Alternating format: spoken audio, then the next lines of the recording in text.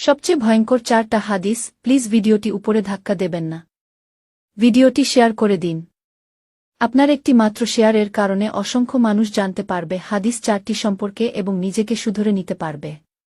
রাসূল বলেছেন, নাম্বার 1, যে ব্যক্তি অন্যের গুনাহ নিয়ে খোঁটা দেয়, আল্লাহ তাকে সেই গুনাহ না করানো পর্যন্ত মৃত্যু দিবে না। রাসূল বলেছেন, নাম্বার 2, মৃত্যুর পর তাদের মাথা পাথর দিয়ে ভাঙা হবে।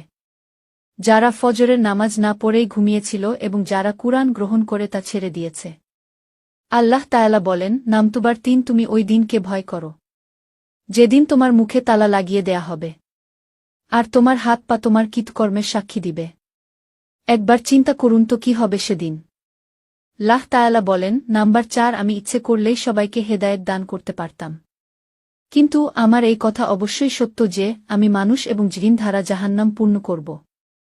আল্লাহ আমাদের সকলকে হিদায়াত দান